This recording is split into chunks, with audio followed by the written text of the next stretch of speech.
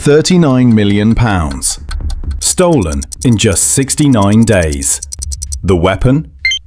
A calculator and a tax loophole. The criminal?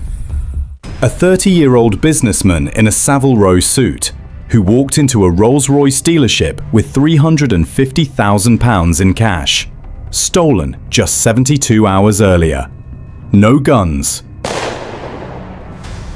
No violence. No break-ins. Just one man who understood the system better than the people who wrote it.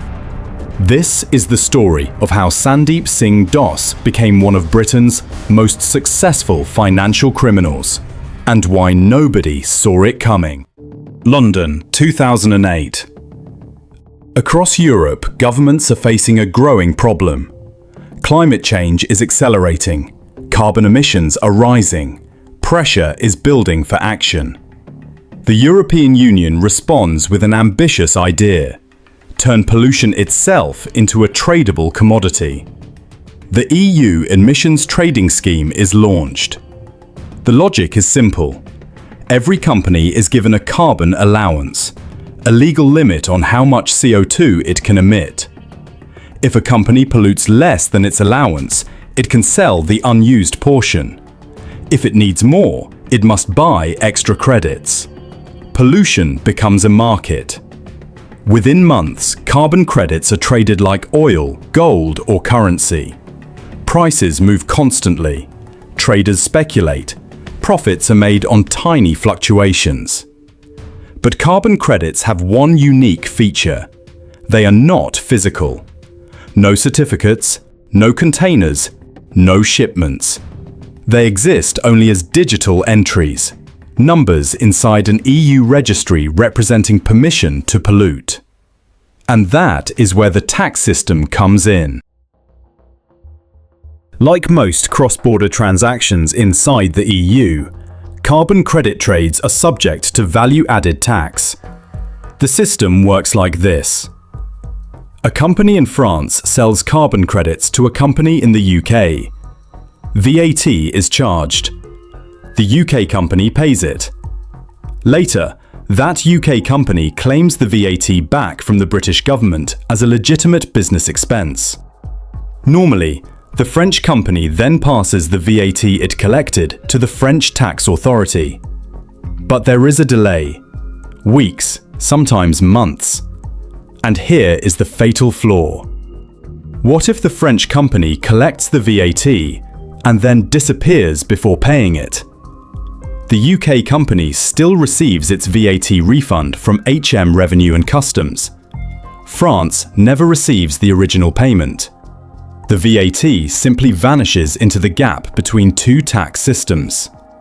This fraud already has a name: missing trader, intra-community fraud, MTIC fraud, more commonly known as carousel fraud, because the same money spins around again and again, creating profit with every rotation. It has been used before. Mobile phones, computer chips, small high-value goods. But carbon credits are different. They are perfect. Infinite supply. No transport. Instant transactions.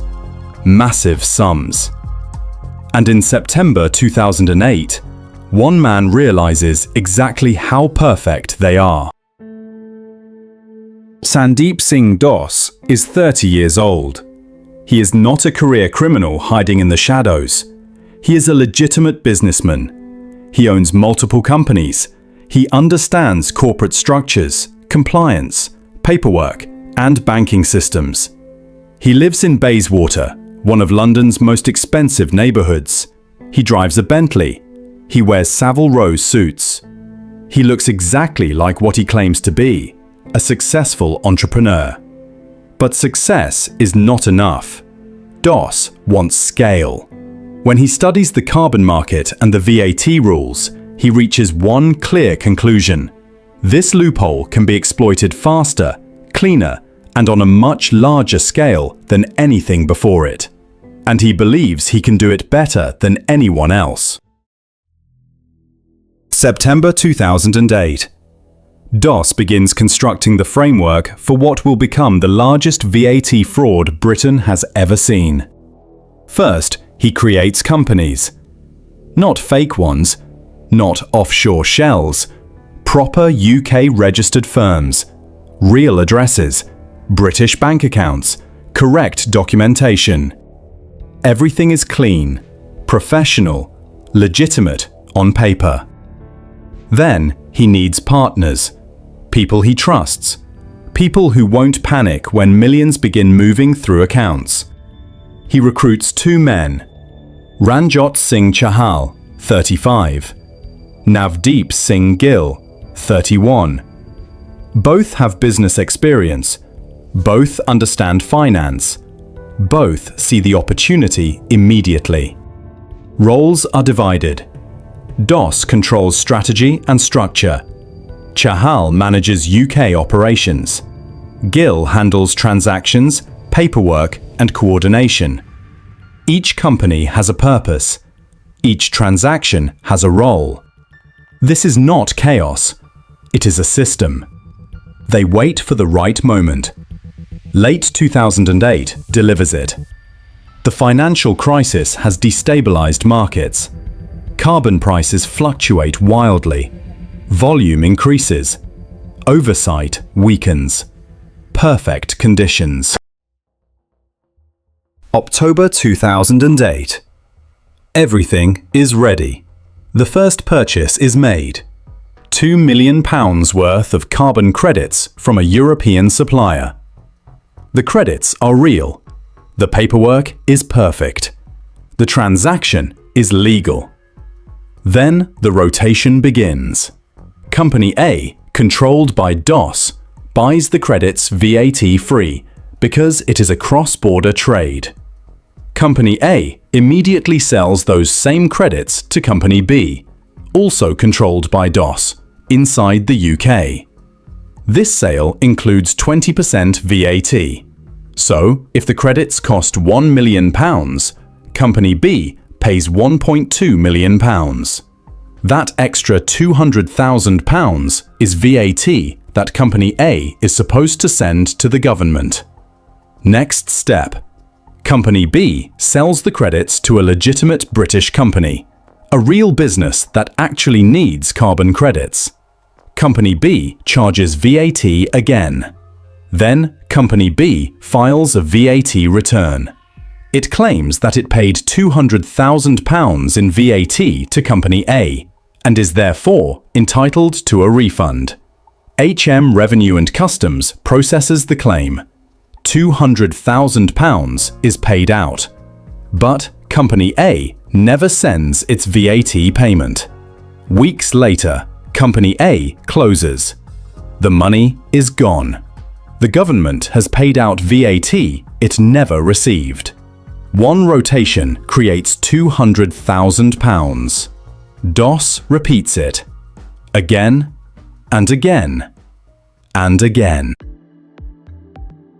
The first week generates £2.3 million.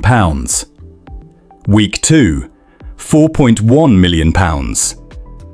Week 3, £5.8 million. The money moves fast, too fast to question. Funds flow through UK accounts and are immediately transferred overseas. Gibraltar, Cyprus, Switzerland. Complex banking routes designed to blur the trail. DOS monitors everything from his office in Bayswater. Numbers climb. Alerts arrive constantly. Transfers confirm. By the end of October 2008, £11 million has been stolen.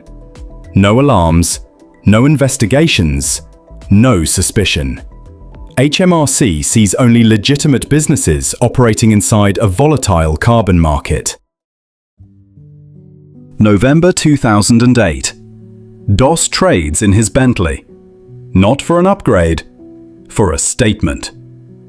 A Rolls-Royce Phantom, £350,000 in cash. The Park Lane dealership asks no questions. Cash buyers are not unusual in London, especially among wealthy South Asian businessmen.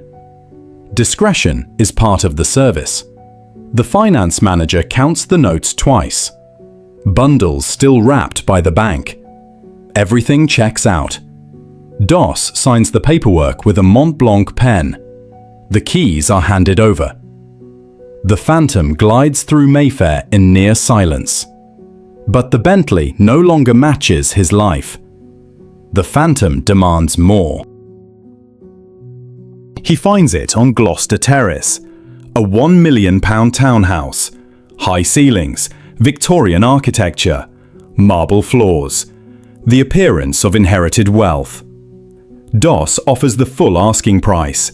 No negotiation, no mortgage. I can transfer the funds within 48 hours, he says, from my Cyprus account.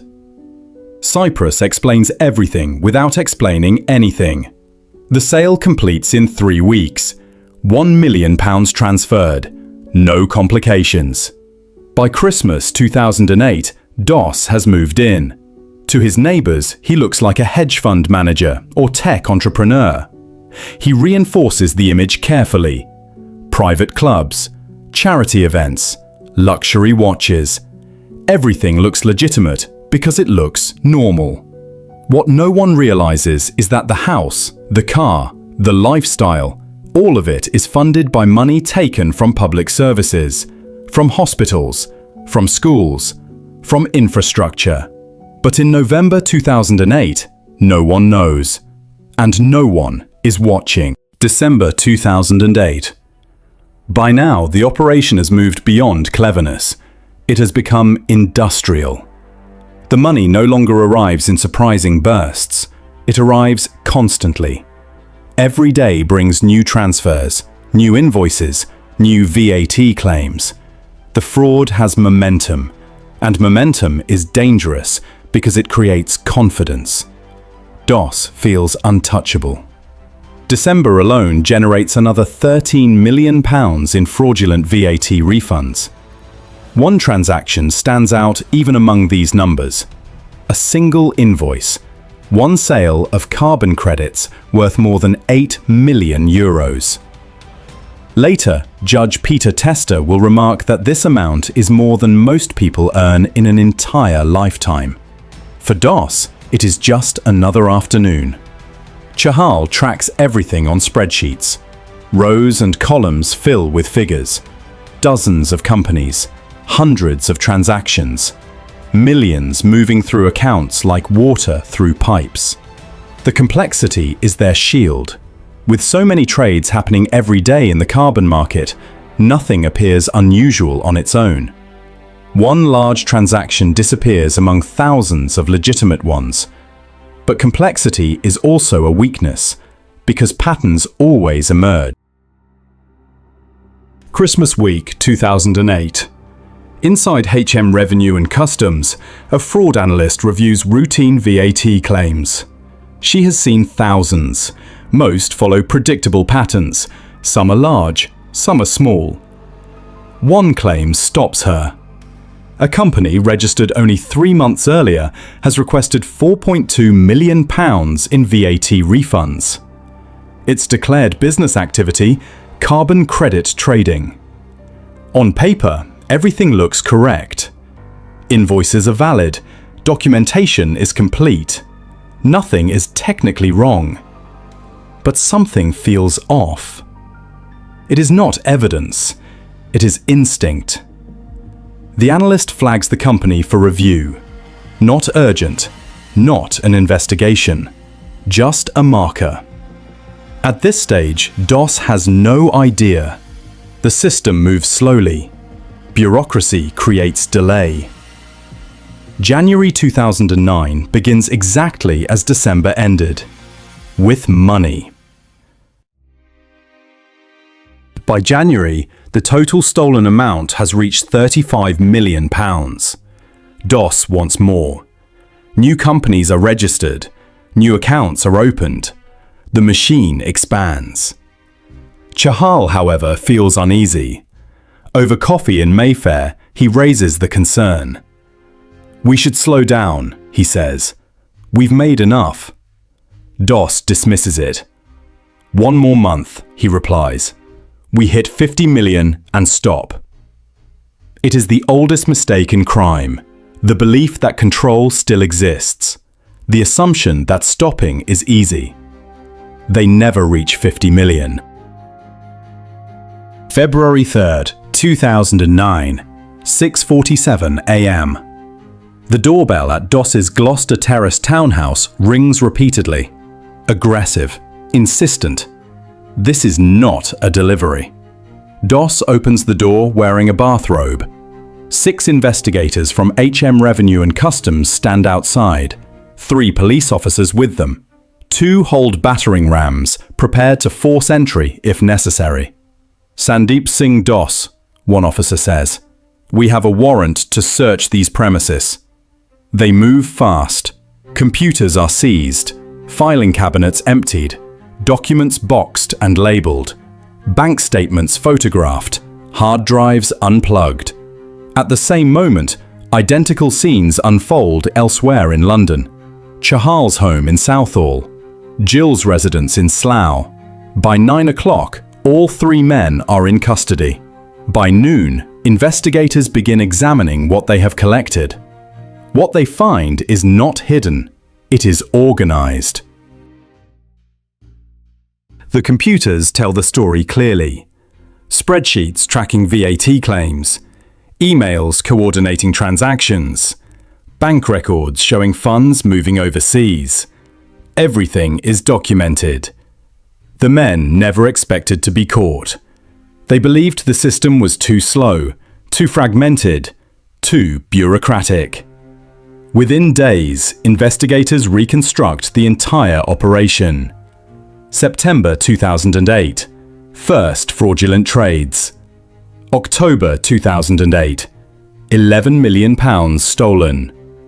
November 2008, £15 million stolen. December 2008, £13 million stolen. £39 million taken in exactly 69 days. It becomes one of the largest VAT fraud cases in British history. And the most damaging evidence is not financial. It is personal. An email from Doss to Chahal reads, "Keep the refunds moving before HMRC catches on." That single sentence destroys any claim of innocence. The case takes months to prepare. Carbon trading is not intuitive. VAT fraud at this scale is complex. The jury will need education before judgment. Prosecutor Michael Perroy QC approaches the case methodically. He explains the carbon market, the VAT system, the carousel mechanism. Slowly, the picture becomes clear. This was not an accident, not a misunderstanding, not aggressive tax planning. It was theft. Perroy addresses the court directly. Money that should have paid for hospitals and schools was diverted into the pockets of a group of dishonest people. The defense strategy is predictable. They argue that the rules were unclear, that EU VAT law was complex, that the defendants believed they were exploiting a loophole, not breaking the law. But the prosecution counters with evidence. The overseas transfers, the rapid company closures, the luxury purchases, the emails, most of all, intent. Judge Peter Tester reviews everything carefully. His words are calm, but unforgiving. Mr. Doss wanted to be perceived as successful, he says. He had the profile of a respectable businessman, but allowed the mask to slip. He continues, "The total loss to the public purse was £39 million. One invoice returned to your company alone was for €8 million. There is no ambiguity in his conclusion. This was deliberate. This was organized. This was criminal." The sentences reflect the scale of the crime. Sandeep Singh Dosanjh, 15 years in prison. Navdeep Singh Gill, 11 years. Ranjot Singh Chahal, 9 years. Their operation, once flawless, collapses completely. The companies are dissolved, assets are seized, accounts frozen. The Rolls-Royce Phantom, the Gloucester Terrace townhouse, the image of success, all gone. The scandal forces change. The EU suspends carbon credit trading temporarily. VAT rules are rewritten, safeguards added. The loophole is closed. But the damage is done. £39 million is gone. Money meant for public services vanished into private luxury. The crime leaves no broken windows, no injured victims, no dramatic footage, just numbers. And yet, the impact is real, because this story proves something uncomfortable. The most dangerous criminals don't look like criminals. They look like businessmen. They operate in offices, not alleyways. And sometimes, all it takes to steal millions is understanding the system better than the people meant to protect it.